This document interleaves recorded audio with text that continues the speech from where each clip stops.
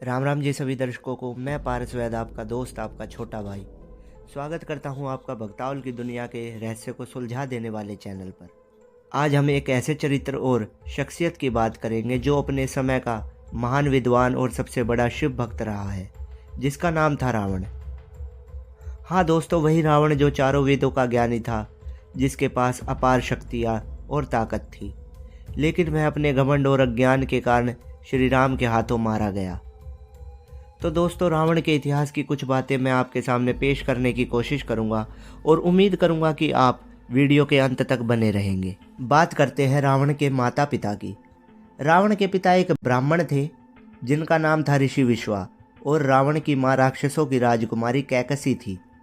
जब ऋषि विश्वा और कैकसी की शादी हुई तो उस शादी के बाद उनके 4 संतान हुई, जिसमें से रावण, कुंभकर्ण, विभीषण और उनकी इकलौती बहन स्वरूपणखा थी। रावण का जन्म बिसरक गांव में हुआ था। स्वरूपणखा रावण की सबसे प्रिय बहन थी, जो उसके अंत का कारण भी बनी। रावण ब्राह्मण कुल से जन्मा था, इसी कारण रावण के अंदर ब्राह्मणों जैसी तेज बुद्धि थी।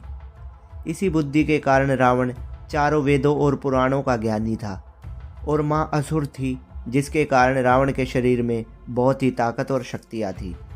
रावण ने कठोर तपस्या करके अष्ट सिद्धि और 9 निधि जैसी जाने कितनी ही सिद्धियां प्राप्त कर रखी थी। ऐसा माना जाता है कि रावण के 10 सिर थे। इसके पीछे भी कई कारण बताए गए हैं। पहला ये कि रावण, जो कि शिव भक्त था, उसने कैलाश पर्वत को अपने सिर पर उठाकर शंकर भगवान की आराधना की और अंत में शिवजी को अपना सिर काटकर भेंट चढ़ा दिया, जिसके बाद भगवान शिव ने प्रसन्न होकर रावण को दशानन यानी 10 सिर होने का वरदान दिया।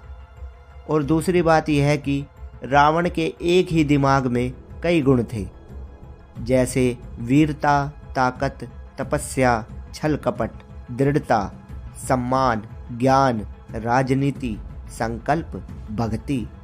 इन सभी को ही रावण के 10 सर माना गया है, क्योंकि किसी एक व्यक्ति में यह सभी गुण होना और इन गुणों में व्यक्ति को महारत हासिल होना बड़े अचंभे की बात है।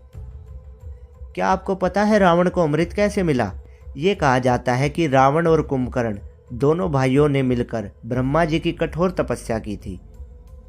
जब ब्रह्मा जी खुश होकर इनके सामने प्रकट हुए तो ब्रह्मा जी ने रावण को अमृत दिया, जिसे रावण ने अपनी नाभि में रखा। इसी अमृत के कारण ही श्री राम को भी रावण को मारने में बहुत मुश्किलों का सामना करना पड़ा था। रावण अपने परिवार से बहुत प्रेम करता था। जब कुंभकर्ण ने ब्रह्मा की तपस्या के बाद वरदान मांगा तो कुंभकर्ण मांगना तो इंद्रासन चाहता था, पर देवताओं ने अपनी शक्ति और छल से कुंभकर्ण से निद्रासन बुलवाया। निद्रासन यानी सोते रहने का वरदान, जिसके बाद कुंभकर्ण सोता ही रह गया। इसके बाद दोबारा रावण ने ब्रह्मा जी की कठोर तपस्या की और कुंभकर्ण की नींद को 6 महीने के अंदर अंदर ही खत्म होने का वरदान मांगा। रावण के पिता ऋषि विश्वा ने अपने हवन साधना से एक ऐसी माला बनाई जिसे पहनने से व्यक्ति अजय हो जाता है। अजय होने का मतलब है जिसे कोई हरा ना सके, और वो माला ऋषि विश्वा ने रावण को दी थी। रावण की शादी मंदोदरी से हुई थी, जो असुरों के राजा मायासुर और इंद्रलोक की अप्सरा हेमा की बेटी थी। इसलिए मंदोदरी भी खूब शक्तिशाली और बहुत सुंदर थी। चलिए दोस्तों, अब बात करते हैं कुछ ऐसी घटनाओं की जिनसे हमें रावण के चरित्र का पता चलता है। रावण ने अपनी बहन स्वरूपणखा के लिए स्वयं श्री राम से टक्कर ली थी। कहा यह भी जाता है कि श्री राम से भिड़ते वक्त रावण को यह पता चल गया था कि अब उसकी मौत निश्चित है, फिर भी वह युद्ध रण में डटा रहा। जब रावण ने माता सीता को किडनैप कर लिया, यानी उनका हरण कर लिया, उन्हें अपने कब्जे में ले लिया, उसके बावजूद भी उन्होंने माता सीता को उनकी मर्जी के बिना छुआ तक नहीं। रावण इतना बलशाली था कि हमेशा वह युद्ध में पहले खुद भिड़ता था, फिर उसकी सेना उतरती थी, और कई बार तो उसने बिना अपनी सेना के ही युद्ध जीते थे। रावण राज में लंका के असुर बहुत खुशहाल थे। शायद ही कोई रावण जैसा असुरों का राजा हुआ होगा।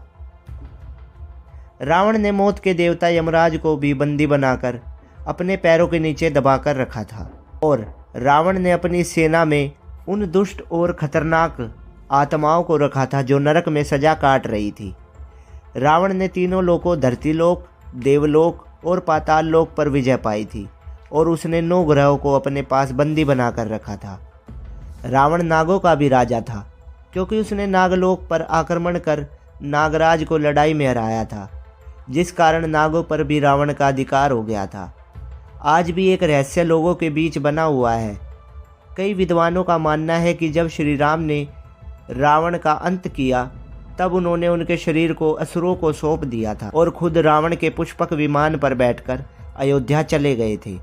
श्री राम के जाने के बाद असुरों ने रावण को तंत्र विद्या से जिंदा करने की कोशिश की, पर जब वो ऐसा नहीं कर पाए तो उन्होंने रावण के शरीर को एक लेप में लपेटकर छुपा दिया, जिससे भविष्य में उन्हें ऐसी तंत्र विद्या या ऐसा कोई चमत्कार मिले तो वो रावण को जिंदा कर सके। लंका आज के समय में श्रीलंका के नाम से जानी जाती है और वहाँ के खोजकर्ताओं को रावण के कई निशान और चिन्ह मिले हैं। और श्रीलंका के आदिवासियों का यहाँ तक कहना है कि हमें पता है रावण का शव कहाँ है।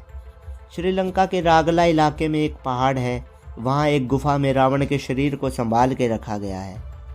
और वे आदिवासी ये भी कहते हैं कि कलयुग के अंत के बाद रावण दोबारा जाग उठेगा और कलयुग के अंत के बाद सतयुग जब दोबारा शुरू होगा तो उसमें वह वेदों को लिखकर लोगों को वेदों का ज्ञान दिया करेगा। और रावण का जन्म जिस बिसरक गांव में हुआ था वह आज के दौर में ग्रेटर नोएडा के गौतम बुद्ध नगर में मौजूद है।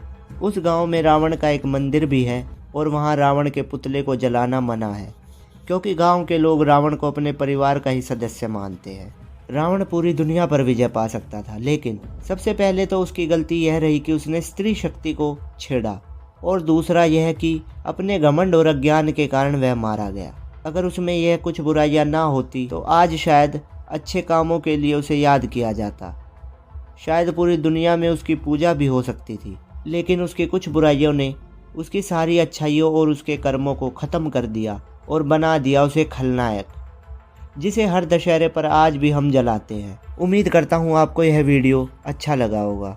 ऐसी और भी वीडियो देखने के लिए आप भगताओल की दुनिया चैनल से जुड़े और इस लाल बटन को दबाएं और इस घंटे के निशान पर भी क्लिक करें। आपका बहुत बहुत शुक्रिया। मिलते हैं एक और रहस्यमय वीडियो के साथ।